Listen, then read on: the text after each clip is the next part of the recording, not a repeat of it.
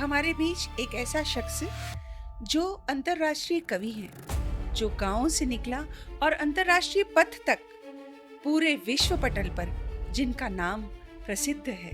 कि आपने कैसे तैयारी की? क्योंकि जब जो जो लड़का निमाड़ी बोलता था उसने सीखा जरूर, लेकिन उस कॉन्फिडेंस के साथ जब आप स्टेज पर आए। अपने से वरिष्ठ वक्ताओं को डिबेट में सुना करता था, जी हिंदी वाद विवाद स्पर्धाओं में। जी। तो मुझे लगता था कि काश मैं भी ऐसा बोलना सीख सकूं तो आनंद आ जाए। एक आरती थी आपने शायद जो लिखी थी, वो बहुत ज्यादा फेमस हुई थी, पहला डिबेट जीता होगा। तब उसकी बात करना चाहूंगी कि तब कैसा महसूस हुआ? तो बीएचयू के छात्र इतने उद्वेलित हो गए उस डिबेट से हाँ। कि मैं मंच से उतर भी नहीं पाया। ओह। उन्होंने मुझे मंच से ही उठाया, कंधों पर बिठाया हाँ और सैकड़ों की तादाद में, वहाँ बीएचयू में कई हॉस्टल है, हाँ। वहाँ कंधे पर बिठाकर उन्होंने मेरी रैली निकाल दी। उम्मीदों का सफर। आज के इस एपिसोड में हम मिलने जा रहे हैं हमारे बीच एक ऐसा शख्स जो अंतर्राष्ट्रीय कवि है, जो गांव से निकला और अंतर्राष्ट्रीय पथ तक पूरे विश्व पटल पर जिनका नाम प्रसिद्ध है। और साथ ही साथ में जो कवि हैं, जो एक प्रोफेसर हैं, और उसी के साथ साथ जो एक कथावाचक है, जिनकी किताबें छपी हैं, और उसी के साथ साथ लाखों लोगों के बीच प्रसिद्धि के साथ अपने इस गुण को, जहाँ पर माँ वागीशा ने उनको सरस्वती पुत्र का वरदान दिया हुआ है, ऐसे हमारे डॉक्टर राजीव शर्मा जी। बहुत बहुत स्वागत है आपका उम्मीदों का सफर ऋषिना के साथ में। जी धन्यवाद जी। राजीव जी, मैं आपसे जानना चाहूंगी जिंदगी के उस सफर में, जब आप गांव में थे और गांव से आप जब कॉलेज आए, तब आपकी जिंदगी में क्या फर्क आया और कैसे आपका स्ट्रगलिंग फेस था? जी बहुत धन्यवाद ऋषिना जी, आपका। आपने जी। मुझे उम्मीदों का सफ़र में आमंत्रित किया, इसलिए पहले आपके प्रति कृतज्ञता ज्ञापित करता हूँ। धन्यवाद भैया। गांव से शहर तक के का सफ़र भी उम्मीदों का ही सफ़र था, क्योंकि जी जब मैं गांव में पढ़ता था, खरगोन ज़िले में लोनारा गांव है, वहाँ पर ही मेरा बाल्यकाल गुजरा, वहीं पर विद्यालयीन शिक्षा हुई। तो वहाँ से जब शहर की तरफ में आया, उस समय हायर सेकेंडरी हुआ करती थी, 12th नहीं होती थी, जी 11वीं तक की ही स्कूल की पढ़ाई होती थी। जी। वहाँ से इंदौर आया ग्रेजुएशन करने हाँ। के लिए गुजराती कॉलेज में। तो इस सफ़र में जो सबसे महत्वपूर्ण बात मैंने महसूस की, गांव में हम निमाड़ी भाषा बोला करते थे, आंचलिक बोली होती थी, और गांव जी। में अंग्रेज़ी का तो लगभग न के बराबर माहौल था, हम्म। और मानक हिंदी का भी वहाँ पर प्रचार प्रसार लगभग न के बराबर था। जी तो जब मैं इंदौर शहर में आया, तो सबसे बड़ी बात जो इस सफ़र में मुझे पहले चरण में खलती रही, वो ये कि न मुझे हिंदी आती थी, न अंग्रेज़ी आती थी, निमाड़ी में ही सारा काम चलता था। जी। तो इंदौर आने के बाद सबसे पहले जो मैं सीखा, वो हिंदी और अंग्रेज़ी भाषा को मानक स्टैंडर्ड तरीके से बोलना और हम्म। लिखना। हम्म। ये शहर में आने के बाद मेरा पहला सीखने वाला कदम रहा, जी और फिर इसी सीख से, गुरुओं के आशीर्वाद से, जिन्होंने ये भाषाएं मुझे सिखलाई, जी। मैं निरंतर अपनी मंजिल की तरफ बढ़ते चले गया। और जैसा कि आपने कहा, उम्मीदों का सफ़र, जी। तो उम्मीदें तो हमेशा सफ़र करती है, वो लगन की सड़क पर सफ़र करती है, वो हाँ। परिश्रम की सड़क पर सफ़र करती है। कोई भी उम्मीद सफ़र में तभी तक कामयाब है जब तक उसके अंतर मन में खुद के प्रति आत्मविश्वास हो। तो आत्मविश्वास के पहियों पर जो सफ़र चलता है, दरअसल वही उम्मीदों का, एक्सपेक्टेशन का सफ़र होता है, जी अपेक्षाओं का सफ़र होता जी। है। तो आत्मविश्वास बढ़ते गया। आप जैसे अच्छे लोग जीवन में महाविद्यालयीन समय में संपर्क में आते गए, जी भैया। और आज आपके साथ पॉडकास्ट पर बैठने का ये सुअवसर मुझे मिल गया। मैं आपको कहूंगी भैया कि राजीव जी की, मुझे, मेरा नाम है ऋषिना, जी और मुझे लगता है पूरे शहर में सबसे पहले ऋषिना बोलने वाले आप ही हैं। तब तक सभी ऋषिना ऋषिना बोला करते थे, जी और आपने ऋषिना बोला तो मानक हिंदी का जो मानक एक जो स्टैंडर्ड तय किया वो आपकी भाषा में ही मुझे हमेशा देखने को मिला। और मैं खुद गवाह हूँ कि जब आप डिबेट बोलने के लिए, चाहे सदन पटल पर आप पक्ष में बोल रहे हों या विपक्ष में बोल रहे हों, लेकिन जब आप बोलते थे तो हर दिल धड़कता था और तालियां गूंजती थी और हर एक को लगता था आज तो क्या है, यूट्यूब है, लोग आपके भाषण को सुन सकते हैं, पढ़ सकते हैं, देख सकते हैं, जी, उसको कॉपी करके बोल सकते हैं। लेकिन आपकी जो तैयारियां हुआ करती थी भैया, वो लाजवाब थी और अप्रतिम थी। जी, और उस दौरान आप जब खड़े होते थे बोलने के लिए, तो बाहर भी जो खड़े लोग होते थे, जो हॉल में नहीं होते थे, वो भी दौड़ कर आते। ये मैं खुद साक्षी हूँ उसके। जी, जी, तो इसके लिए आप, क्योंकि मेरा ऐसा मानना है कि बहुत अच्छा बोलने सुनने की जो कला होती है, वो उसको सिर्फ ऐसा नहीं कि माँ वागीशा ने आपको दिया है, लेकिन उसके अलावा आपकी मेहनत भी बहुत ज़्यादा इम्पोर्टेंट होती है। जी, जी, तो वो, उसके लिए मैं जानना चाहूँगी कि आपने कैसे तैयारी की? क्योंकि जब जो जो लड़का निमाड़ी बोलता था, उसने सीखा ज़रूर, लेकिन उस कॉन्फिडेंस के साथ जब आप स्टेज पर आए, तब आपने जब पहले जो जीता होगा, पहला डिबेट जीता होगा, तब उसकी बात करना चाहूँगी कि तब कैसा महसूस हुआ? और दूसरा कि ये कॉन्फिडेंस लाने के लिए आपने क्या-क्या किया? जी, जी, बहुत अच्छा प्रश्न किया जी, ऋषिना जी आपने। जी, ये कॉन्फिडेंस लाने के लिए सबसे पहले तो मैंने पढ़ने के प्रति अपनी रुचि बढ़ाई। जी, जो भी पढ़ने को मिलता था अ, हिंदी साहित्य में या अंग्रेज़ी साहित्य में, जी। मैंने शेक्सपियर को भी उसी शिद्दत के साथ पढ़ा जैसा जयशंकर प्रसाद को पढ़ा। अरे वाह! जैसे गोस्वामी तुलसीदास की रामचरितमानस को जितनी गहराई से मैंने अध्ययन किया, जी, वैसा ही मैंने कीट्स को भी पढ़ा। अरे तो वाह! इससे अंग्रेज़ी और हिंदी ये 2 भाषाएँ जी, मेरे शब्द ज्ञान को बढ़ाती रही पुस्तकों के माध्यम से। और सबसे पहली डिबेट अंतर महाविद्यालयीन स्तर पर जब मैं इंदौर में बीए सेकंड ईयर में आया, हुँ, तो फर्स्ट ईयर में मैं अपने से वरिष्ठ वक्ताओं को डिबेट में सुना करता था हिंदी जी, वाद विवाद स्पर्धाओं में। जी, तो मुझे लगता था कि काश मैं भी ऐसा बोलना सीख सकूं हुँ, तो आनंद आ जाए। मगर अब महाविद्यालयीन व्यवस्थाएं उस समय ऐसी थी और मेरा आत्मविश्वास इतना कमज़ोर था कि विद्यालयीन और महाविद्यालयीन स्तर के जो वाद विवाद के संयोजक प्रोफेसर और शिक्षक होते थे, उनके पास जाकर ये कहने की हिम्मत नहीं हो पाती थी कि हमारा नाम भी लिखकर भेज दो। हाँ, तो हाँ, पहला वर्ष तो ऐसा निकल गया। दूसरे वर्ष में government arts and commerce college में, जहाँ संयोग से मैं इन दिनों एक प्राध्यापक भी हूँ, जी, जी, वहाँ पर 1982 में एशियाड के आयोजन के समय एक कंपटीशन हुई डिबेट की जी, कि एशियाड का आयोजन देश हित में है, इस विषय पर वाद विवाद स्पर्धा होनी थी। जी, और मेरे महाविद्यालय से टीम में जो बोलने जाने वाले थे, चयनित थे, फर्स्ट हुँ, फर्स्ट वाले जिन्हें जिनका चयन होता था, जी, वो कुछ ऐसा संयोग हुआ कि वो उसमें जाने से उन्होंने एंड टाइम पर मना कर दिया 1-2 रोज़ पहले। जी, तो अब कौन जाए? तो हाँ, मुझे पता चला कि ऐसी स्थिति है, तो मैं उस समय श्री अरविंद पाल प्रोफ़ेसर हुआ करते थे गुजराती आर्ट्स कॉलेज में, वो वाद-विवाद स्पर्धाओं के प्रभारी प्राध्यापक होते थे। जी, उनके पास गया मैं, मैंने कहा हुँ, कि मुझे भेज दो। हाँ, तो उन्होंने मुझे खूब डाँटा हाँ, कि ये क्या कोई ऐसा विधा है कि यूँ ही चले जाओगे, कॉलेज का बड़ा नाम है, किसी को भी भेज दें, कुछ भी पहले बोल कभी दोगे। बोलते हो ये हाँ, वो। तो मैंने कहा कि वो कोई जान ही रहा है तो आप भेज दो, ज़्यादा से ज़्यादा क्या होगा कि मैं न नहीं बोलूँगा और बोलूँगा, वापस आ जाऊँगा। हाँ, तो कोई नहीं मिला तो उन्होंने मुझे, एक एडवोकेट होते थे, एलएलबी हुआ करता था तो उस कॉलेज में, जी, उनके साथ टीम बनाकर भेज दिया। जी, अब ये इसे ईश्वर का आशीर्वाद कहें या वो जो मैं पढ़ते रहा उसके कारण भाषा शैली का जो जी, विकास हुआ, ये उस स्पर्धा में मैं प्रथम आ गया।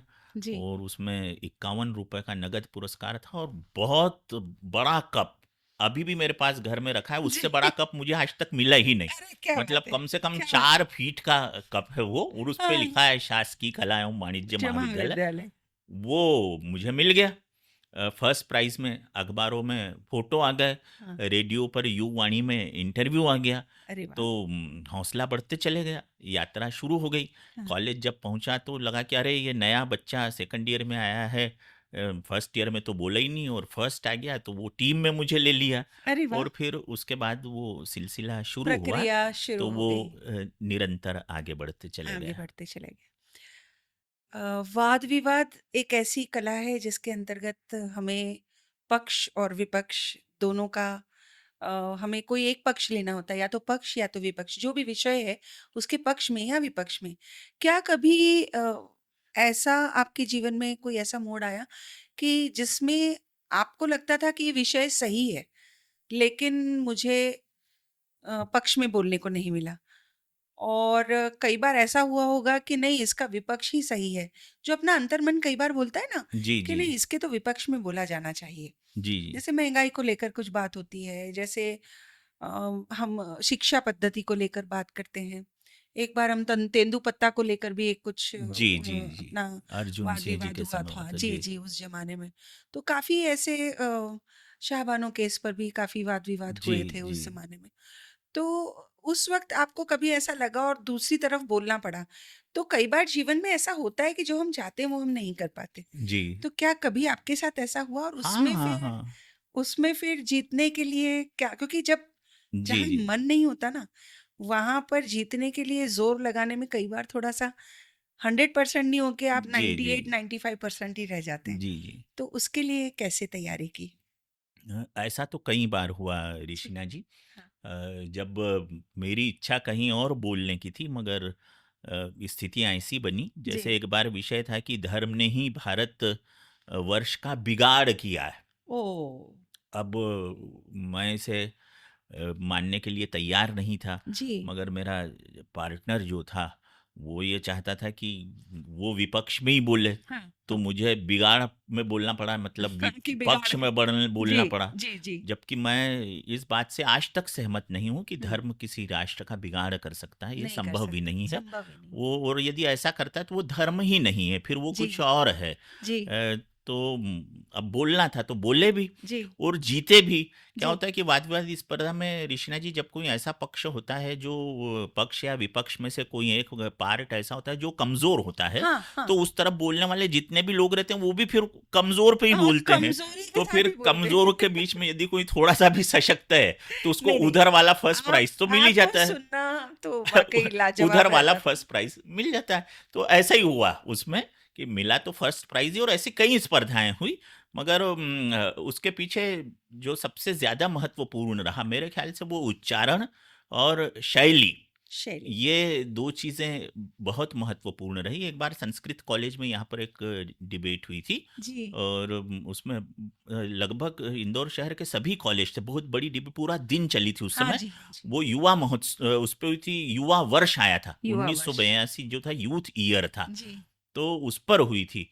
तो उसमें जो निर्णायक थे तीन उस समय, जो भी आदरणीय आए थे, उन्होंने ये बताया था कि इस स्पर्धा में सबसे कम गलत उच्चारण किसके रहे। तो सबके उच्चारण, किसी के 5, किसी के 10 ऐसे थे, और मेरे उसमें उन तीनों का कमेंट था कि एक भी उच्चारण गलत नहीं हुआ। मैं कह रही हूँ तो ना। मुझे ये लगा कि उच्चारणों की स्पष्टता और उच्चारणों की शुद्धता, हाँ। इसने मुझे ज़्यादा बल दिया, और उसका प्रभाव ज़्यादा गया। जब वो चाणक्य सीरियल आया था, जी, उस समय आप भी ऋषिना जी, जी, मॉडल पार्लियामेंट में हम भोपाल गए थे, जी, पुरानी जी, विधानसभा का बिल्कुल, भवन में। बिल्कुल। हाँ। तो वहाँ पर जब मैं बोला था, तो रंजना बघेल संसदीय सचिव हुआ करती थी, उन्होंने जी, हमें बिल्कुल। पुरस्कार दिया था, और हाँ। अर्चना चिटनिस जी के पिताजी हमारे विधानसभा के अध्यक्ष होते थे उस बिल्कुल, समय। बिल्कुल। अर्चना चिटनिस ही नाम है ना उनका, हाँ, हाँ, बुरहानपुर अर्चना वाली। चिट बुरहानपुर तो वाली। अ, वहाँ पर रंजना बघेल जी और वो विधानसभा अध्यक्ष जी ने सब कार्यक्रम होने के बाद डिनर पर ये कमेंट दिया था जी। कि आप बिल्कुल चाणक्य जैसे बोलते हो।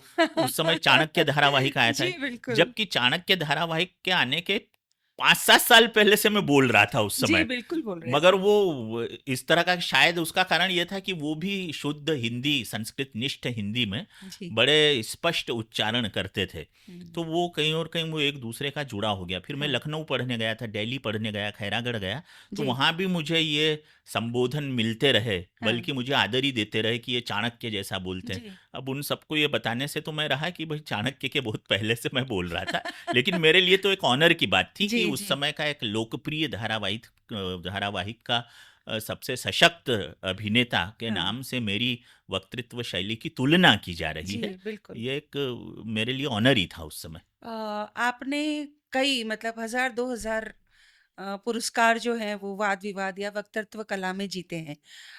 मुझे मालूम है कि एक उज्जैन में कालिदास समारोह में भी जी, डिबेट हुआ जी, करता जी। था और एक बीएचयू में हुआ करता था। बनारस हिंदू तो विश्वविद्यालय। मुझे जब मैंने डिबेट बोलना शुरू किया तब तो ये बात थी कि राजीव शर्मा जो हैं वहाँ पर कोई भी जाता था तो लोग कहते थे आप राजीव शर्मा जी के शहर से आए। जी, जी, मतलब जी। ये बात इतनी कमाल की थी जो कि सबके लिए ऐसा नाम ठीक है इंदौर से आए हैं, देवी अहिल्या विश्वविद्यालय से आए, ये समझ में आता है। पर लोग कहा करते थे कि राजीव शर्मा जी के कॉलेज से के शहर से आप आए हैं। जी, तो जी। यहाँ पर जो भी राजीव शर्मा जी के यहाँ से आएँगे, वो कभी हार ही नहीं सकते। मतलब एक ऐसा अ, मतलब जो कहते हैं सिनेरियो क्रिएट हो गया था और वो सिर्फ़ और सिर्फ़ आपकी वक्तृत्व कला से। जो आप बोलते थे आज भी मैं ये मानती हूँ कि माता सरस्वती की आप पर कृपा है, आपकी मेहनत है, आपका वाचन है, लेकिन उसके बावजूद भी ये जो बात आई, इसमें आप मुझे कुछ बताएँगे कि बीएचयू में क्या ऐसा हुआ था कि आज भी उस चीज़ की दीवानगी है? आज आपको डिबेट छोड़े तकरीबन कितने साल हो गए होंगे? मैं आ गया था 1990-91 में जॉब में आ गया था, तब से छोड़ हाँ, दी। तो 1990 के बाद तो 36 आपने साल हो गए। 36 साल हो गए, लेकिन आज भी जो बीएचयू जाता है, जी, जी। वहाँ पर कहा जाता है कि राजीव शर्मा जी के शहर से डिबेट बोलने के लिए ये 2 बच्चे आए हैं। जी, तो जी। आज भी आपके नाम को लोग लेकर और उदाहरण लेकर बोलते हैं। तो अभी जो डिबेटर्स बोलते हैं, तो कई बार मैं उनको ये भी बोलती हूँ कि राजू भाई का नाम है, जी, भाई जी। तुम अच्छी तैयारी करो जी, जी। और आगे बढ़ो और खूब मेहनत करो। तो जी, ऐसा जी। मैं खुद भी उन लोगों को बोलती हूँ अगर मेरा कभी जाना होता है उन लोगों के बीच, जी। तो भाई ऐसी ऐसी क्या बात है? ऋषिना जी, ऐसी कोई मुझे तो विशेष बात नहीं लगती, पर बनारस हिंदू विश्वविद्यालय में हुआ ये था कि हमें जो लेकर गए थे सर और मैडम, वो दोनों युगल हैं। हाँ।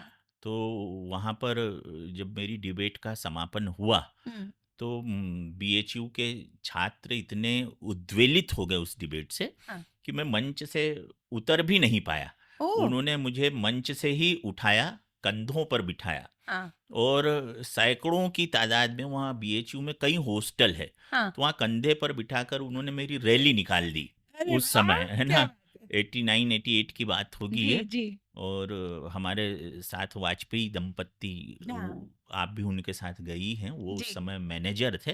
जी। तो वो इस चीज़ को और ज़्यादा बेहतर सुनाते हैं, क्योंकि वो उसमें उनका भी ऑनर हुआ था कि जी। वो जिन्हें लेकर आए जी, ऐसा। जी। तो उस कारण वहाँ पर फिर मैं इतना लोकप्रिय हो गया था कि बाद में वहाँ पर जितनी डिबेट हुई, जी। तो उसमें वो मुझे यहाँ यूनिवर्सिटी या कॉलेज से बुलाए या ना बुलाए, वो स्पेशल बुलाया करते थे। जी, जी, आपको तो सुनने के ऐसा लिए। कई वर्षों तक मैं गया।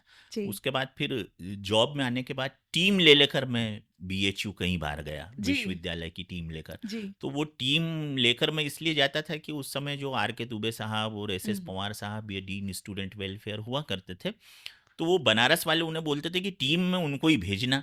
तो वो क्या होता था कि जो जिन बच्चों को ले जाता था मैं उनको तो सुनते ही थे, उसके बाद वो उस विषय पर मुझसे बुलवाया करते थे। ऐसा लगभग 1 दशक तक ये सिलसिला चलते रहा। जी, और बस बीएचयू में इसी कारण लोकप्रियता हुई, और जितने भी बड़े और नामचीन वक्ता जी, इंदौर के उस समय रहे, जी। जैसे जयदीप कर्णिक का करने नाम वो भी आपके साथ ही पढ़ा है, जी, जी। आपका जूनियर जूनियर है शायद जूनियर है। जयदीप भैया, हाँ। मीनाक्षी नटराजन, जी, मृणाल पंत, पंत। ये सबको बीएचयू लेकर मैं आप हमेशा लेकर हमेशा गए। गया हूँ। और मुझे ये भी मालूम है कि बच्चों को वो अपनी स्क्रिप्ट तो तैयार करते ही थे, लेकिन सबसे अच्छी बात मुझे जो ये लगी कि आपने हमेशा आपके द्वार, आपके पास जो भी आया, उसको हमेशा मदद की। जी, जी। और ऐसा होता है कि जब व्यक्ति खुद फेमस हो जाता है, लोग उसको जानने-पहचानने लगते हैं, तो एक प्रकार का गुरूर भी आ जाता है। ऐसा जी। मैंने कई बार देखा है लोगों के बीच। और उनके पास कला भी है, तो भई उनको हक भी है गुरूर करने का।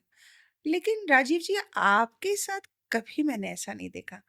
एक सामान्य सा बच्चा जो बहुत अच्छा नहीं भी बोलता है, लेकिन अगर उसको पता है कि राजीव शर्मा सर मुझे मदद कर सकते हैं, तो राजीव शर्मा सर के पास वो बेधड़क आ सकता है। जी, जी। और अगर वो बहुत अच्छा कोई बोलने वाला स्टूडेंट है, छात्र है, जैसे जयदीप कर्णिक है या मृणाल पंत है या मीनाक्षी नटराजन है, ये लोग भी जब गए होंगे तो इनको जो एक हम बोलते हैं क्रिस्पीनेस इंग्लिश में, जी। कि बोलते तो सभी अच्छा हैं, लेकिन जीतने के लिए कुछ और चाहिए रहता है। जी। तो वो जो एक्स फैक्टर है वो आप हमेशा सिखाते रहे। जी। तो मुझे आपसे ये पूछना है कि जो ये आने वाली पीढ़ी जो हमारी आती चली गई, और आपने तकरीबन 20-25 साल तो आपने लगातार बच्चों को मदद ही की है, और अभी भी आपके पास बच्चे आते जी, हैं। जी। तो क्या ऐसा भाव मन में से क्या चीज़ आती है कि मतलब कभी आपके पास वक़्त भी नहीं होता तो भी आप उन्हें वक़्त देते हैं? और उसके अलावा आप उसको अलग से बुलाकर, सपोज़ अगर आप फ्लाइंग स्क्वाड में गए हैं या आप देवी अहिल्या विश्वविद्यालय के किसी और कार्यक्रम में हैं, तो भी अगर बच्चा आपके पास आता है, तो मैंने सुना और देखा है कि आप उसे फिर अलग से भी बुलाते हैं कि बेटा तू कल आ जाना। जी, जी। और जिस प्रकार से आप उसको मदद करते हैं वो वाक़ई अकल्पनीय है मेरे लिए तो। जी, तो जो जी। कि एक शिक्षक में होना ही चाहिए। तो इस चीज़ का भाव लगातार आप में बना हुआ है भाई। तो ये मैं जानना चाहूँगी कि राजीव जी, कैसे आप इन सब चीज़ों को मैनेज करते हैं? जी, ऋषिना जी, ये रुचि पर निर्भर करता है और अपने अतीत पर निर्भर करता है।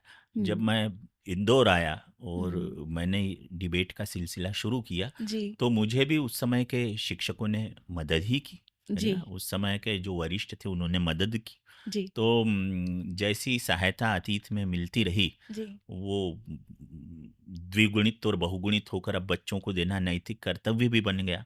जी, और गुरूर वाली बात में तो ऋषिना जी, मैं सोचता हूँ कि यदि कोई कलाकार है और यदि उसमें गुरूर आ गया है, जी। तो उसका पतन निश्चित है हुँ, ना। अहंकार में तीनों गए, धन, वैभव, वंश, हुँ। और ना मानो तो देख लो, कौरव, रावण, कंस। तो बहुत अहंकार सुंदर। तो पतन का कारण होता है। जी, तो ईश्वर हर कलाकार को अहंकार से बचाए। वैसे जो वास्तविक कलाकार होगा वो तो गुरूर या अहंकार से दूर ही रहेगा। ऋषिना जी, आप भी कलाकार हैं और इतनी बड़ी कलाकार हैं हुँ। नर्तन के क्षेत्र की, डिबेट जी, के क्षेत्र में भी जी, हमारे बाद की जी, पीढ़ी में आप रहीं, लेकिन जी, आपने भी जो परचम फहरा है वो किसी जी, से भी कम नहीं है, वो जी, किसी भी वक्ता से कम नहीं है। तो हम गुरूर से हमें बचे रहना चाहिए, क्योंकि जी, कलाकार का तो अर्थ ही ये है कि जो कल को आकार दे, यानी जी, जो भविष्य को बेहतर बनाए, जी। वही तो कलाकार है। हाँ, हाँ। तो हम डिबेट के क्षेत्र हैं, तो कल के डिबेटर्स को आज आकार देने का काम कर रहे जी, हैं, जी, क्योंकि पहले हमारे साथ भी किसी ने ऐसा किया है। जी। तो एक उर्दू का शेर है कि इस तवद्दुस और हवादिस की शक्ल में जो कुछ मुझे मिला है वही लौटा रहा हूँ मैं। वाह! जो हमें मिलता है हम वो ही दुनिया को देते लौटाते हैं। हैं। तो बस इतना ही कि जो भी बच्चा आता है तो उसमें मुझे अपना अक्स दिखता है, जी। वो चाहे बिटिया हो या बेटा हो। और मैं तो मेरे स्टाफ को भी संबोधनों में बिटिया और बेटा ही बोलता हूँ, हाँ, चाहे हाँ, वो हाँ। प्रोफेसर मेरे बराबर हैं जी, तो भी, जी।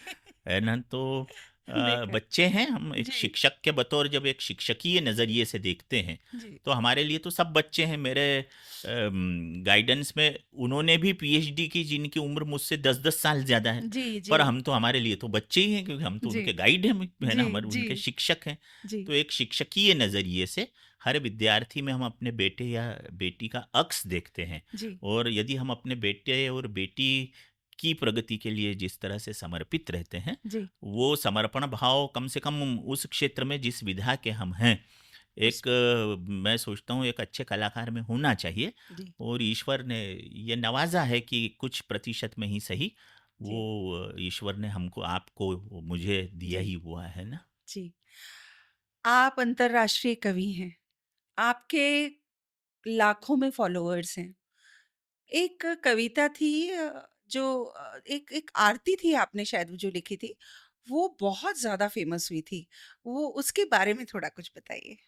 जी, 2 आरतियाँ मेरी प्रसिद्ध हुई। जी, एक आरती तो गणेश जी की थी, जी। जिसमें जो महँगाई हो रही है दुनिया में और इस समय तो और ज़्यादा हो रही है अमेरिका, हाँ, इज़राइल, ईरान के युद्ध के कारण। जी। तो गणेश जी से ये प्रार्थना की थी उसमें मैंने कि इस महँगाई को कम करो हुँ, और राष्ट्रबोध को ज़्यादा बढ़ाओ, क्योंकि जब जी। हम राष्ट्रबोध की तरफ जाते हैं, तो महँगाई पर अंकुश लगता है। हुँ, क्योंकि संचयन की प्रवृत्ति तभी होती है जब राष्ट्रबोध की कमी होती है। हुँ। जैसे अभी इन दिनों खूब पेट्रोल और हाँ, गैस टंकी का लोग संग्रह करने लगे। संग्रह कर रहे हैं। तो ऐसा क्यों करने लगे? अमेरिका ब्रिटेन में प्रधानमंत्री चर्चिल थे हाँ, और उस समय सेकंड वर्ल्ड वार शुरू हुआ, जी, 1940-41 के दरमियान की जी, बात है। जी। तो एक रोज़ राष्ट्रपति महोदय ने ऐलान किया रेडियो पर, तब हुँ, टीवी-वीवी तो आए नहीं हुँ, थे, कि देश के सैनिकों के लिए अंडों की कमी है, हुँ, इसलिए कृपया अंडे न खरीदें, हुँ, ये ऐलान किया। जी। अब वो रेडियो पे जैसे ही ऐलान हुआ, जैसे अपने यहाँ हो जाता है कि पेट्रोल डीजल की कमी है, तो कैसे लोग लाइन लगा लगा के हाँ, वो पूरा पता संचयन नहीं। करने लगे। वहाँ पर यह ऐलान जैसे ही हुआ, तो दूसरे रोज सुबह या रात को 10 बजे की घटना है, हुँ, चर्चिल की हुँ, जीवनी में लिखी है। तो दूसरे दिन सुबह अमेरिका के सैकड़ों नहीं हजारों लोग अंडों की दुकान के सामने खड़े हुए थे, हर दुकान के सामने। हुँ। अंडे खरीदने के लिए नहीं, अंडे लौटाने के लिए। वाह! क्या उनके घर बात है। जितने अंडे थे, वो जी। लौटा रहे थे। हमारे देश के सैनिकों को खाने के लिए इसकी ज़रूरत है, हुँ, तो हम इसका त्याग करेंगे। बिल्कुल। मैं कोई ब्रिटेन की तारीफ़ नहीं कर रहा हूँ। नहीं, नहीं, वहाँ की राष्ट्रीयता के जनता के राष्ट्रबोध, अंदर छुपे हुए बोध की प्रशंसा बोध कर रहा की हूँ, प्रशंसा। कि जब मुल्क को ज़रूरत है, तो क्या हम अपने दैनिक जीवन की चीज़ों को संग्रह करने के बजाय कुछ समय के लिए इसलिए त्याग नहीं कर सकते कि देश की परिस्थिति को उसकी ज़रूरत है। हुँ, हुँ, हमारे यहाँ उल्टा होता है। बिल्कुल। हम तो मतलब पता चले कि पेट्रोल खत्म होने वाला है, तो आदमी का 5 लीटर में काम चल रहा हो तो 25 घर में लीटर 25 एकत्रित हाँ, करता है। बिल्कुल। तो ये जो राष्ट्रबोध है, वो गणेश जी की आरती में मैंने डाला कि जी। हम उसकी कुछ पंक्तियाँ हैं कि हम सब मिलकर डगर पर वंदे मातरम गाएँ हुँ, और राम कृष्ण गौतम नानक को कर्मों में अपनाएं, वाह! तो गजानना का लड्डू खाकर मूषक मूछ घुमाएं, सुन गिरिजा कुमार सुनो हमारी पुकार, आई शरण तिहारी बलिहारी हो, और महंगाई पे तो भारी बमबारी हो। ये अरे वाह! बमबारी जब क्या कहीं बात और है। हो रही ना, वो बहुत महंगाई पर हो, है ना। हाँ, हाँ। इस तरह की एक गणेश जी की रचना प्रसिद्ध हुई। और दूसरी एक नेताजी की आरती मैंने बनाई। क्या बात है। उसमें भारतीय नेताओं का, सबका तो नहीं, लेकिन एक समय ऐसा था कि हमारे यहाँ आया राम गया राम डिबेट में भी बोलते थे हम, दया राम माया राम खूब बोलते थे। बहुत आज इस बोलते थे। पार्टी में, कल उस पार्टी, मतलब सुबह किसी और पार्टी में ब्रेकफास्ट किया, लंच किसी और पार्टी में किया, डिनर किसी किसी और और पार्टी में, पार्टी में। और उठे तो कोई चौथी पार्टी में थे ना। ऐसा युग आया था एक। जी, उस समय नेताओं के आचरणों को लेके एक आरती लिखी थी मैंने, जी, जय जी। नेताजी हरे और तुम्हारे कारण कितने सज्जन लोग मरे। हाँ। इस तरह से एक हास्य मिश्रित आरती थी। जी, तो ये 2 आरतियाँ भारत के बाहर भी काफ़ी हाँ, सुनी गई हाँ। और लोगों ने उसे पसंद किया। क्या बात है। मैं तो आपके कवि सम्मेलनों की भी बहुत बड़ी बिग फैन जो बोलते हैं ना, बड़ा वाला फैन हूँ। और आपके तकरीबन 2000 से भी ज़्यादा शोज़ कविता के भी हो चुके हैं, जी, अंतर्राष्ट्रीय भी हो जी। चुके हैं। जी। आप तकरीबन 25 से 30 देशों में, अंतर्राष्ट्रीय देशों देशों में भी जाकर कवि सम्मेलन कर चुके हैं जी, जी। और आपके उद्बोधन भी रहे हैं। तो मैं ये जानना चाहती हूँ कि वहाँ जब जाते हैं आप, तो वहाँ भी हिंदुस्तानी लोगों के साथ मिलते हैं? जी, जी। उसके अलावा वहाँ पर दूसरे लोग भी दूसरे जैसे अमेरिकन्स आते होंगे, जी, जापानीज़ जी। आते होंगे, स्पेनिश आते होंगे और हमारे हिंदुस्तान में भी लोग सुनने वाले होते हैं। तो क्या ये आपको क्या फ़र्क महसूस हुआ और क्या अच्छा लगा? क्योंकि आप अंतर्राष्ट्रीय स्तर पर जाते हैं जी, जी। और जब आप वहाँ पर कविताएँ कहते हैं, जब आप हास्य कवि सम्मेलन करते हैं, जी, जी। तो कैसा क्या एक जैसा ही लगता है कि भई नहीं सब जी, जी। बहुत अच्छा प्रश्न किया ऋषिना जी आपने। जी, सुनने के मामले में विदेशों के श्रोता जो हैं, वो ज़्यादा गंभीर होते हैं, जी, ज़्यादा भावुक होते हैं जी। और कलाकार या कवि की ज़्यादा इज्जत भी करते हैं अच्छा। विदेशों में। हुँ, उसका कारण शायद ये है कि वहाँ पर हिंदी कवि सम्मेलन जो होते हैं, वो वहाँ पर एनआरआईज एसोसिएशन जो होती है, जी, या वहाँ के विश्वविद्यालयों में हिंदी और संस्कृत भाषा के जो विभाग होते हैं, हिंदी और संस्कृत के विभाग बहुत यूनिवर्सिटीज़ में है, जी, जी। चाहे वो यूके हो, हाँ, स्विट्ज़रलैंड हो, फ्रांस हो, जर्मनी हो, इटली हो, वेटिकन हो, हर जगह हर यूनिवर्सिटी में ये होते हैं। तो उन लोगों को ये लगता है कि ये हमारी अपनी ज़मीन से आया हुआ व्यक्ति है, हुँ, अपने देश से आया हुआ व्यक्ति है, अपनी अपनी मातृभूमि। हिंदी बोल रहा है, अपनी संस्कृत बोल रहा है, जी, तो उनका प्यार अतिरिक्त प्यार हो जाता है वो असीम प्रेम। है ना। और वो अपने इस असीम प्रेम में बड़े ध्यान से सुनते हैं। जी, लेकिन विदेश के कवि सम्मेलन और भारत के कवि सम्मेलन में अंतर ये है कि भारत का कवि सम्मेलन रात को 10 बजे सामान्यतः शुरू होता है जी। और आधी रात और कभी कभी तो सुबह, मतलब मुर्गे बोलते हैं तब तक मुर्गे और कवि दोनों एक साथ हाँ बोलते जी, रहते जी, बिल्कुल। हैं। विदेशों में इतने लंबे कवि सम्मेलन नहीं होते। भारत में कवि सम्मेलनों में हजारों की भीड़ होती है। इंदौर में ही मालवा मिल चौराहे पर या जी, राजेंद्र नगर चौराहे पर जी। जो कवि सम्मेलन हुए, ये राजवाड़ा पे। राजवाड़ा पर भी हुआ हाँ, करते थे हाँ। पहले, छावनी में खूब छावनी किया, में। हुँ। सियागंज चौराहे पर खूब जी, कवि सम्मेलन बिल्कुल, किए, मैंने तो बिल्कुल। बहुत ही किए, सियागंज जी, पर सबसे ज़्यादा किए। जी, तो हमारे यहाँ हजारों लोगों की भीड़ आती है और रात भर सड़क पर खड़े होकर बैठकर सुनते रहती है। जी। वहाँ पर 500 लोगों से ज़्यादा भीड़ मैंने किसी कवि सम्मेलन में नहीं देखी। हुँ, सामान्यतः एनआरआईज एसोसिएशन जो होती है वो हुँ। किसी होटल का हॉल लेती है जी, या किसी विश्वविद्यालय का हॉल लेती है, जिसमें 100, 150, 200 सीटें मैक्सिमम होती है। जी। उसमें वो लोग आकर बैठते हैं हाँ। और 2-2.5 घंटे अधिकतम कवि सम्मेलन चलता है। हुँ। एक मुख्य कवि के साथ 1-2 कवि और वो बुला लेते हैं जी, या उनके यहाँ से शामिल हो जाते हैं कोई जी, कवि या जी, कवयित्री, जी, और वो कविता सुनते हैं बड़े आनंद के साथ और डिनर विनर करके भारत माता की जय बोलते हुए अपने अपने घरों को प्रस्थान कर जाते हैं। जी, बिल्कुल। भारतवर्ष में ऐसा नहीं होता। यहाँ पे 2:30 बजे रात को भी आपका क्रम आया और आपकी कविता जम गई तो कोई प्रस्थान नहीं करेगा, वो बोलेगा एक और, वंस मोर, मोर। है ना। फिर आप उसको एक और सुनाओ, हाँ, है ना, फिर एक और सुनाओ, क्योंकि वो फिर बैठा कोई है वो आपके करा, लिए। और फिर आखिरी में वो जो संयोजक है, हाँ, जो जो कवि सम्मेलन करवा रहा हाँ, है, हाँ। उसकी अपनी फरमाइश होगी कि भाई वो मैंने तो तरबूज का भूत कविता के लिए आपको बुलाया, आप वही सुनाओ, या हाँ। मैंने तो वो सीता और सलमा के लिए बुलाया, वही जी, सुनाओ। जी। तो इस तरह भारत में एक कवि सम्मेलन जो होता है ना, विदेश में उसमें 4 कवि सम्मेलन हो जाए उतने वक्त में, है ना। ये वहाँ के कवि सम्मेलन और अपने यहाँ के कवि सम्मेलनों में अंतर फ़र्क है। है। वैसे अब धीरे धीरे भारत में भी कवि सम्मेलनों का की समय सीमा कम होने लगी। पहले जी, 3 राउंड होते थे, फिर अच्छा। 2 राउंड होने लगे, जी, अब एक राउंड पर समाप्त हो जाता है। तो भी वहाँ की तुलना में जी। हमारे यहाँ 2 से ढाई गुना ज़्यादा वक्त का कवि सम्मेलन हाँ, अभी भी इन दिनों भारत देश में हो रहे हैं। जी।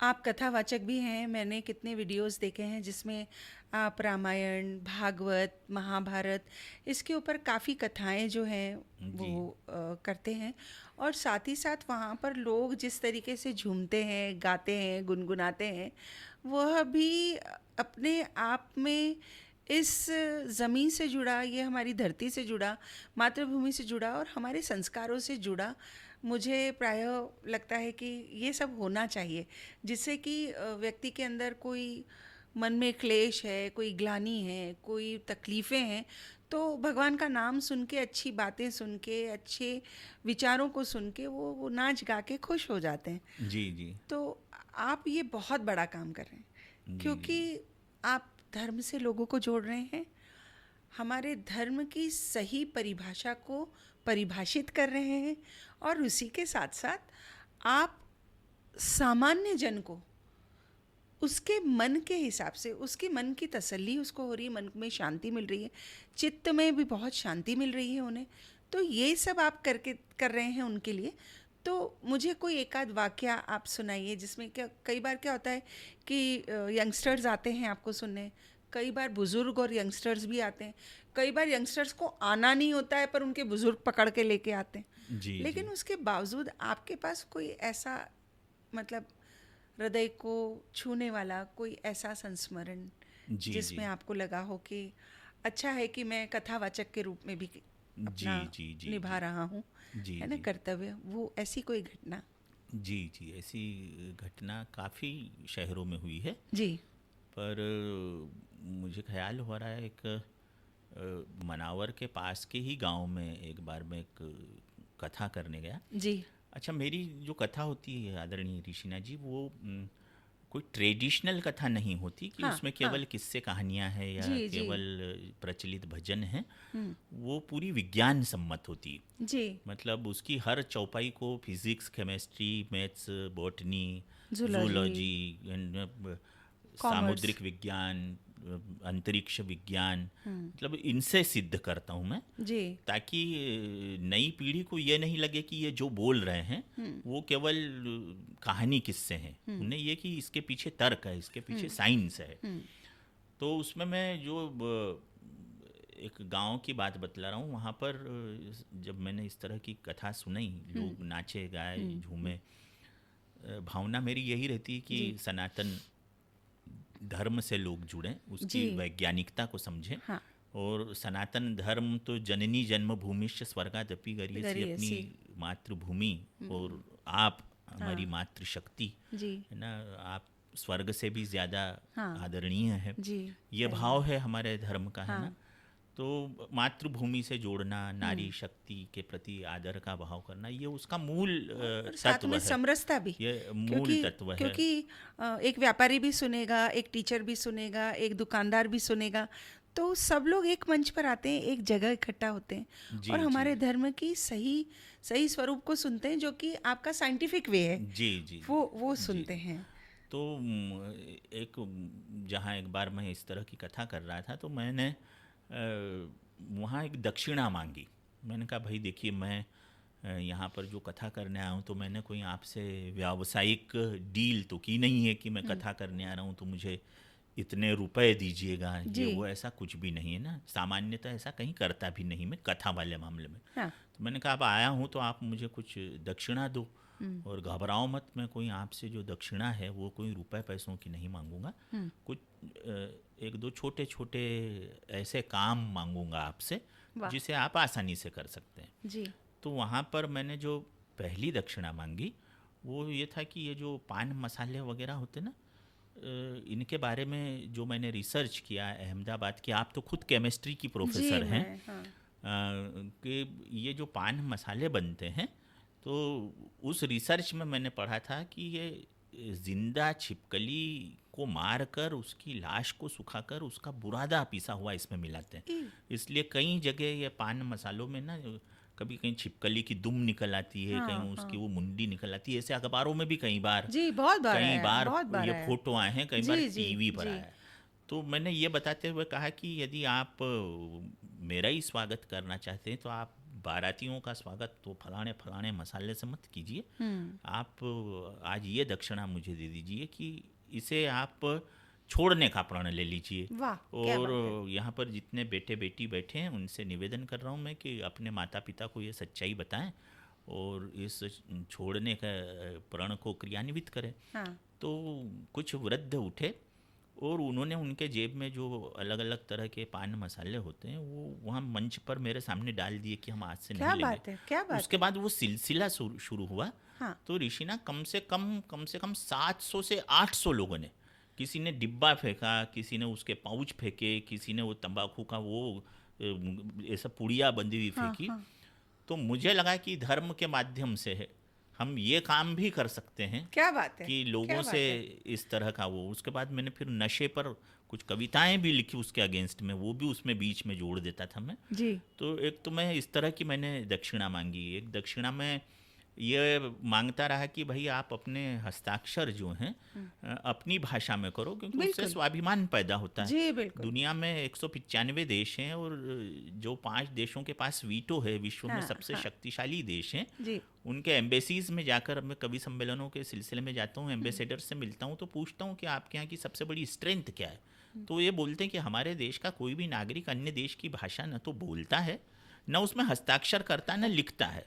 हमारे अंदर गुलामी का बोध ऐसा है कि जी। हमारे यहाँ किसी को अंग्रेजी बिल्कुल भी नहीं आती। हाँ, हाँ। डिबेट की भाषा में शून्य बट्टे सन्नाटा शून्य जो ब बोलते हैं, तो भी वो हस्ताक्षर अंग्रेजी में करना जी। जरूर सीख जाएगा, टेढ़े मेढ़े एपिटल जी, कैपिटल लेटर जी, जो भी, बिल्कुल, और बिल्कुल। बड़े घमंड के साथ वो उसको देता है। तो ये बात बहुत छोटी है लेकिन असर बहुत बड़ा है, क्योंकि यदि 140 करोड़ लोग अपनी राष्ट्रभाषा या अपनी मातृभाषा मातृभाषा। दोनों जिसे भी वो है ना, जी। संविधान के स्तर पर तो कोई राष्ट्रभाषा है नहीं, जी। लेकिन बहुमत के हिसाब से हिंदी सबसे ज्यादा हिंदी, बोलते हैं, हिंदी। या अपनी मातृभाषा। मातृभाषा। इसमें यदि वो हस्ताक्षर करता है तो ये मुझे लगता है कि भारत माता के ललाट पर हम स्वाभिमान की बिंदी लगाने का काम करते हैं। जी, जी। तो ये कोशिश कर लो भाई, तो वो भी लोगों के समझ में आती है, और फिर वो साल 2 साल बाद मिलते हैं तो बोलते हैं कि तब से साहब हमने हिंदी में साइन करना शुरू कर दिया। इस जी। तरह की कई चीज़ें मेरे सामने आई। जी। एक मैं निवेदन करता हूँ कि भाई आप एयरपोर्ट पे जाते हो, रेलवे स्टेशन पे जाते हो, बस स्टैंड पर जाते हो, और कभी आपको कोई सैन्य वर्दी में सैनिक दिख जाए तो आप और कुछ मत किया करो। उन लोगों का बड़ा त्याग है भाई। अपनी ऋषिना जी, अपने देश की के सबसे बड़ी ताकत तो समर्पण हमारी, वाली हाँ। चीज़ जो है वो सैनिक ही है। यस। 18-18 साल 16 साल के बिल्कुल बच्चे सही। सरहद पे जाके गोलियां हाँ। खा के उनकी लाशें आई -32 अपन ने कारगिल के डिग्री पे, समय -32 डिग्री पर, अपन ने देखा है -40 डिग्री ना? पर तो वो लोग जीते हैं। हाँ बिल्कुल सही बोल रही हैं आप। तो मैं उनसे ये निवेदन करता हूँ अपने कथा के श्रोताओं से कि भाई आपको कभी कहीं वो दिख जाए तो और कुछ भी मत करना। जी। उनके दिखे तो उनके पास आदर से खड़े होके वंदे मातरम बोल देना, जय हिंद बोल देना। इतने में उन्हें लगेगा कि भाई हमें आम जनता से ऑनर मिल रहा है, ऑनर मिल रहा है। इतने में ही वो खुश हो जाएंगे। जी, और हो बिल्कुल। ही जाते हैं वो। हाँ, हो जाते हैं। तो वो भी लोग कहते हैं, मुझे महू उसका में भी मेरे मान कई लेते हैं। मिलते हैं स्टूडेंट्स और कथा वाले कि साहब हम तो तब से सैनिकों को जय हिंद वंदे मातरम बोलते हैं तो वो बड़े प्रसन्न हो जाते हैं। जी, जी, जी। और ये मैंने ऋषिना जी आपकी कॉलेज में पहले के HK जैन साहब हुआ करते थे, जी, शायद आप जी, जानते जी, हो, जी, हर्षेंद्र कुमार जैन सर। वो कुछ ज्ञान बॉटनी के, परिज्ञान वगैरह ज्ञान की संस्था परिज्ञान भी चलाते थे, इंस्टीट्यूट और बड़े चलाते अच्छे थे। प्रोफेसर बहुत अच्छे हैं। प्रोफेसर। तो भाई उनसे उनका मुझे ये आपको लगा कि बीच में वो टोकना जय चाहूंगी, भारत बोला करते जय थे भारत बोला करते सबको। थे सबको। तो मुझे वहाँ से ये लगा कि ये चीज़ को स्प्रेड करना चाहिए, तो मैंने उसे धर्म में इस तरह से जोड़ दिया। वैसे ही मैं बताना चाहूँगी राजीव जी कि मैं भी सभी बच्चों को जय हिंद से ही या वंदे मातरम से ही बच्चों को बहुत अच्छी संबोधित बात करती है, हूँ। बहुत अच्छी बात तो है। बच्चों को मालूम है कि मेरे पास आना है तो सबसे पहले जय हिंद बोलना है, नहीं तो मैं सुनती ही नहीं हूँ। बिल्कुल अगर आते से ही बिल्कुल। वो गुड मॉर्निंग गुड आफ्टरनून कुछ कहते हैं तो मैं अपना काम करती रहती हूँ, उनकी तरफ नजर ही नहीं करती। जी तो जी, फिर उनको समझ आता है अरे गलती हो गई, तो जय हिंद तो बोलना ही है। बहुत अच्छा तो बहुत अच्छा। हर्षेंद्र सर के बाद मैंने वो नियम का, और आप भी उसी कॉलेज में मैं उसी कॉलेज में दशकों तक प्रोफेसर रही। रही 32 साल तक। बिल्कुल तो बिल्कुल सर। यूं भी है ना ऋषिना जी, मेरी एक कविता है उसमें पंक्ति आती है कि वतन परस्ती से बढ़कर कोई धर्म नहीं होता है, शहादत से बढ़कर कोई कर्म नहीं होता है। वाह। वो जागृत देवता हैं सरहद के सैनिक, इनकी आराधना से बड़ा कोई पर्व नहीं होता। क्या बात है, क्या तो बात है, क्या बात है। ये भी क्या कथा बात के है। माध्यम से, क्योंकि हर कथा जो है उसमें राष्ट्राभिमान तो छुपा हुआ ही है। हाँ, चाहे वो राम जी की हो, चाहे वो जिस कृष्ण धरती जी पे की हो। हमने जन्म लिया है, जिस धरती में हम जी समाने वाले हैं, अगर हम उस माँ को प्रणाम नहीं करेंगे तो फिर जी हम बिल्कुल किसको बिल्कुल बिल्कुल। पूछेंगे? जीवन का फिर सबसे हमारे, हाँ। महत्वपूर्ण स्वर जो अनुस्यूत होना चाहिए जी। वो देशभक्ति ही है। और अपने स्तर पर करें, उसके लिए ज़रूरी नहीं कि आप कोई बड़े बड़े संगठनों से जुड़े। जी। आप अपने स्तर पर हैं, पर्याप्त है। कोई पर्याप्त। देशभक्ति के सर्टिफिकेट की मैं कहीं से मैं आपको ज़रूरत एक नहीं। बात और बोलना चाहूँगी कि जो ये हिंदी में हस्ताक्षर, मैं सालों से हिंदी में ही हस्ताक्षर बहुत कर रही अच्छी हूँ। बात है जी। तो चूंकि मेरा नाम ऋषिना है तो जी। मैं ऋषिना पहले लिखा करती थी। आपको यकीन नहीं होगा कि कई बैंक में जब मैंने वो ऋषिना लिखना शुरू किया तो उन्होंने बोला कि आपकी कोई अंग्रेजी में हस्ताक्षर नहीं है क्या? जी जी।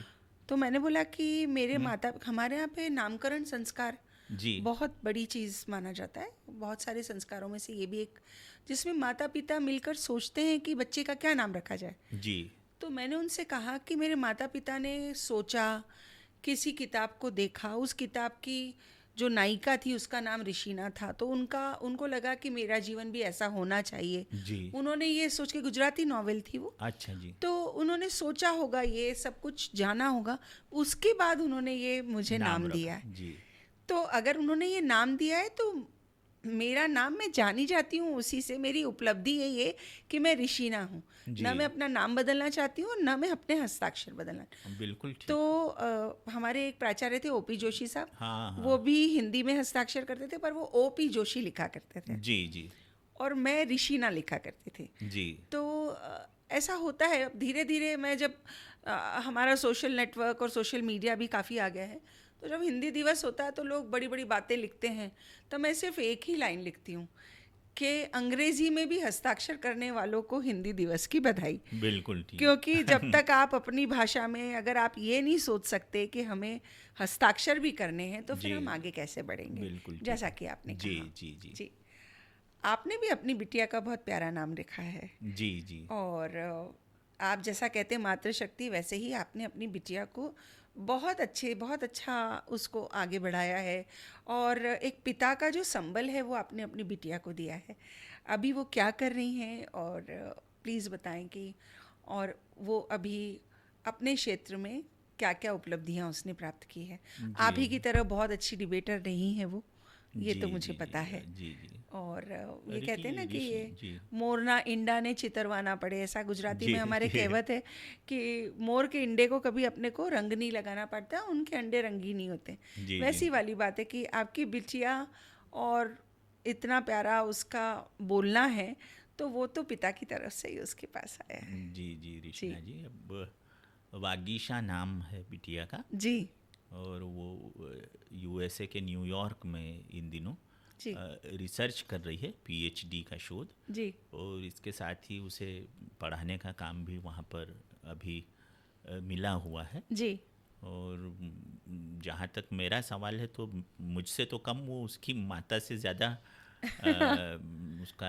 जुड़ाव है। जी और उसी की परवरिश ज़्यादा रही, वो ज़्यादा ध्यान दे देती पाई। रही, और हाँ, अभी भी क्योंकि वही आप दे रही, क्योंकि अंतर्राष्ट्रीय मैं कवि दूसरे। हैं, आप कथावाचक हैं, आप प्रोफेसर हैं, इतनी सारी जिम्मेदारियों के साथ, और आप मार्गदर्शक हैं हमारे छात्रों के, जी, छात्र जी, जी। छात्राओं के। तो आपके पास तो बहुत सारी तो जिम्मेदारियां हैं। वो वागीशा वाला जो है, ज़्यादातर अनुपात उसकी प्रगति या जो भी कहें, उसमें उसकी मम्मी का ही जाता मम्मी है, का पूरा उसकी माँ का ही योगदान है, जाता माँ का है। योगदान तो है। वो उसी ने उसे सब पढ़ाना लिखाना ध्यान दिया। मैं तो जी कभी कभार वो डिबेट वगैरह ये स्पीच देती थी तो स्क्रिप्ट लिख दिया करता था, जी बाकी उसको याद करना, तैयार उसको करना, बोलना। सुनना, ये वो सब वही करती रही।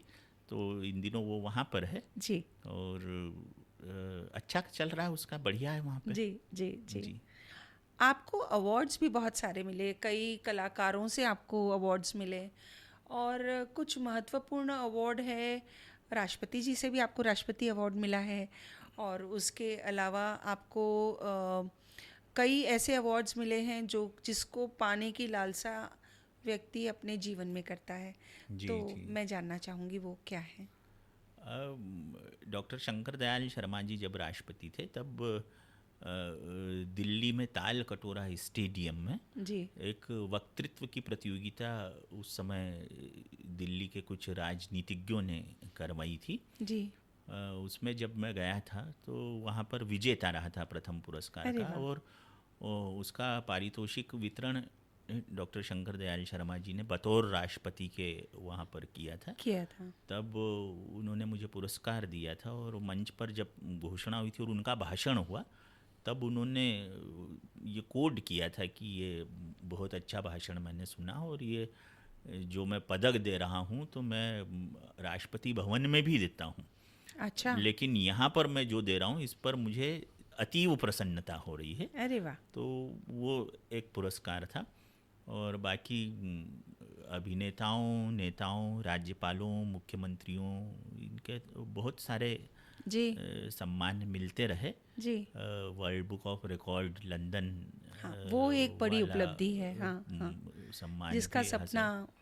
हर व्यक्ति जो जी जी है जी वो सोचता है, तो आपको world Book of Record London से मिला हुआ जी है। जी, है ना, तो ये भी एक इस तरह वाकई, मिलते रहे ऋषिना, है हाँ, एक ना। ऐसी शख्सियत हैं आप जी जिनको समझकर, जिनको फॉलो कर कर, जो आजकल बच्चे बोलते हैं ना कि I follow this, I follow that, तो जब मैं ये फॉलो करता हूँ तो मुझे लगता है कि आपकी जीवन शैली को, आपकी परंपराओं को, आपके बोलने की के तरीके को, और साथ ही साथ जिस प्रकार से आप अपनी बुद्धि के साथ जो आप कमाल करते हैं ना, वो अगर बच्चों के पास आगे और वो सीखते चले जाएंगे तो वाकई वो सक्सेसफुल होंगे, और सक्सेसफुल होने के साथ जीवन के संतुलन को भी समझेंगे। जी जी क्योंकि आपने जो गांव की गलियों से मिलकर जो आपने अंतर्राष्ट्रीय स्तर पर अपनी छवि बनाई है, वो वाकई मुझे लगता है कि हर एक को उसका अनुसरण करना चाहिए। जी जी जी, आपकी कुछ किताबें भी हैं, और साथ ही साथ में आप गीतकार भी रहे हैं। मतलब महेंद्र कपूर जी हैं, साधना सरगम जी हैं, अनूप जलोटा जैसे लोग हैं जिन्होंने आपके लिए काफ़ी, आपको, आपके साथ गीतकार भी, उन्होंने आपके गीत भी गाए हैं, जी जो जी आपने रचना की है उनको भी गाया है। और लेखन और प्रकाशन भी आपने काफ़ी किताबों का किया है, 10 से 12 किताबों का आपका प्रकाशन भी जी है। जी कुछ ये जो नई किताब आने वाली है आपकी, जी जी उसका आप कृपया कर कुछ कविताएं हमें सुनाइए। जी, नई किताब तो आशाओं के दीप एक जी, आ रही उम्मीदों है। का सफ़र और आशाओं आशाओं का के दीप दीप, लगभग एक ही बात है। एक ही बात है। तो उसकी कुछ कविताएं उसमें जी, है, मैं सुनना तो मैं हम सुना सुनना हमारे सभी साथियों के लिए ज़रूर से सुनाएं। जी, धन्यवाद ऋषिना जी। आपने नई पुस्तक का जिक्र किया, तो जी मेरी एक नई किताब आ रही है, ये आशाओं के दीप। जी और इसमें मैंने कई मुक्तक लिखे हैं। जी कई कविताएं इसमें संग्रहित है, जी हास्य की जी है, व्यंग की है, जी मोटिवेशनल है। जी, तो मैं कुछ चार चार लाइनें सुनाता हूँ। सबसे बिल्कुल। पहले चार पंक्तियाँ मोटिवेशनल यानी देशभक्ति के संदर्भ में, जी, बिल्कुल। कि जो लोग इश्क अपने लक्ष्य से सुबह शाम करते हैं, जो लोग इश्क अपने लक्ष्य से सुबह शाम करते हैं, चांद और तारे भी झुककर उसे प्रणाम करते हैं। वाह, क्या जो लोग इश्क अपने लक्ष्य से सुबह शाम करते हैं, चांद और तारे भी झुककर उसे प्रणाम कर। प्रणाम करते हैं, और सूरज अर्घ चढ़ाता है उस इंसान को ओ, जो अपना जीवन अपने वतन के नाम करते हैं। क्या बात है। जो अपना जीवन अपने वतन वतन के के नाम नाम करते करते हैं, हैं। क्या बात। और वर्तमान स्थितियों पर कि तन के लिए वतन को काटने लगे हैं कुछ लोग, तन के लिए वतन को काटने लगे हैं कुछ लोग, खून को शहद सा चाटने लगे हैं कुछ लोग, वाह, और कलम उठ रोशनी बिखेर बलात्कार को जातियों में बांटने लगे हैं कुछ वाह, लोग। अरे ना, वाह, एक एकदम ऐसी समस्या है ना, दिल को हमारे छू गई। शहरों में हम देखते हैं हाँ, 6-6 महीने 7-7 महीनों की बच्चियों के साथ जो पाशविकता होती है, और फिर उसमें ये कि ये फलानी जाति का था, ये फलाने धर्म का था, ये फलाने मज़हब का था, उस बात से उद्वेलित होकर एक ये कवि के आपने, रूप में ये मेरी भावना जी, सामने आई। बहुत ये सुंदर।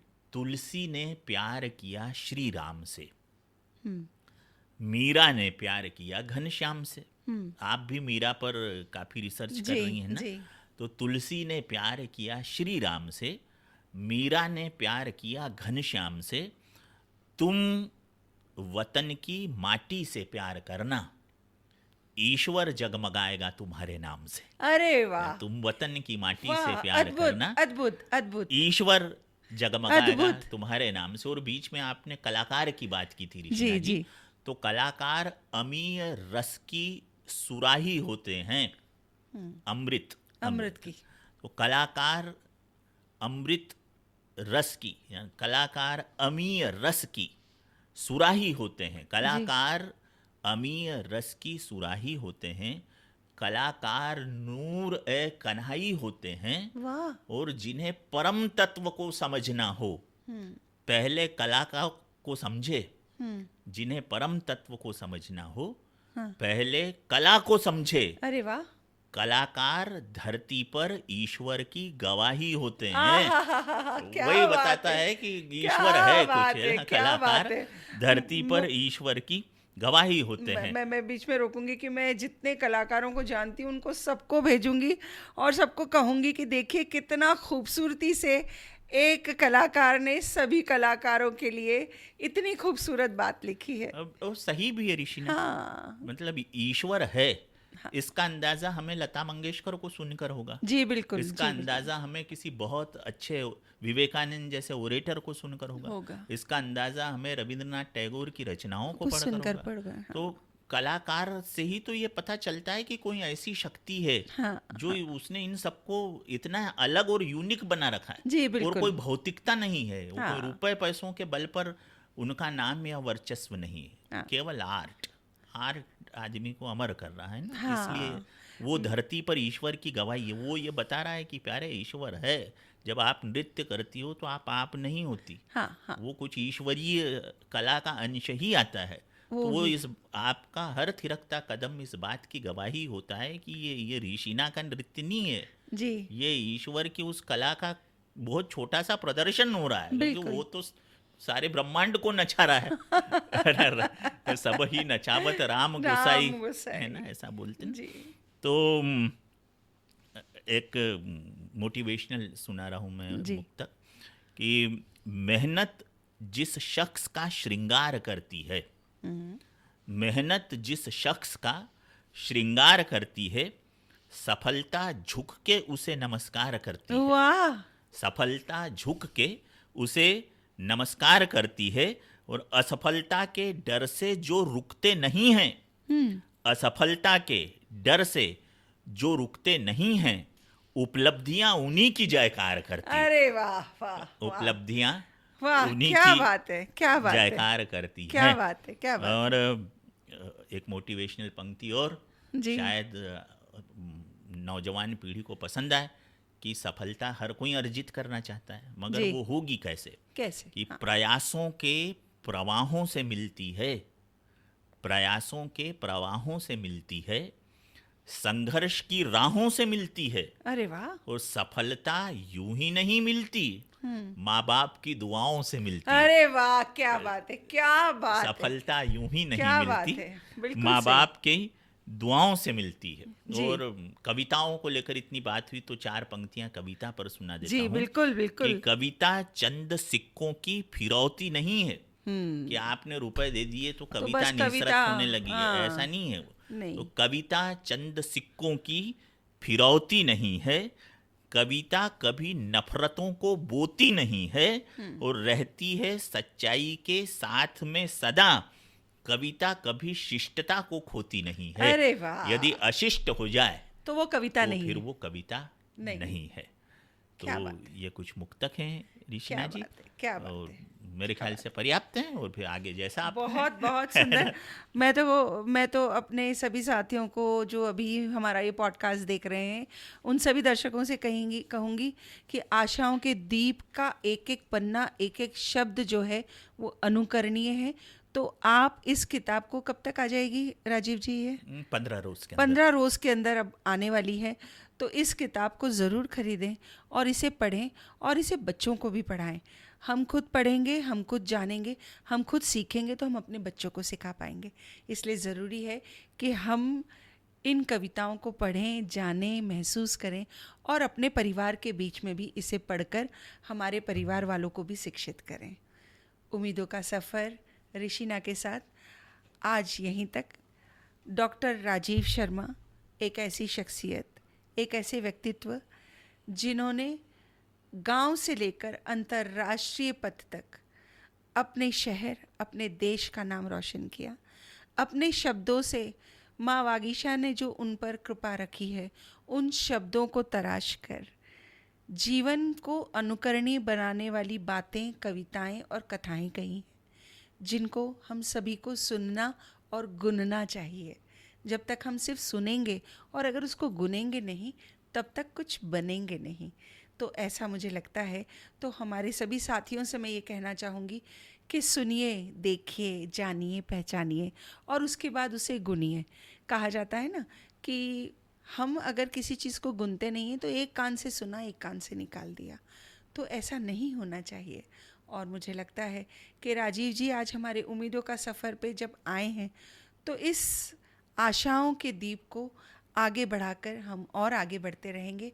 बहुत बहुत धन्यवाद देना चाहूँगी आपको कि आपने मेरे इस चैनल पर आकर हम सभी को बहुत प्रेरित किया। उसके लिए बहुत बहुत धन्यवाद जी, राजीव जी, जी। आपका भी धन्यवाद और कृष्णा आप जी। सभी इस चैनल को सब्सक्राइब करें, लाइक करें। इसी आशा के साथ उम्मीदों का सफ़र आगे निरंतर जारी रहेगा। धन्यवाद। जी, बहुत धन्यवाद आपका बहुत कृष्णा बहुत जी। धन्यवाद। Thank you.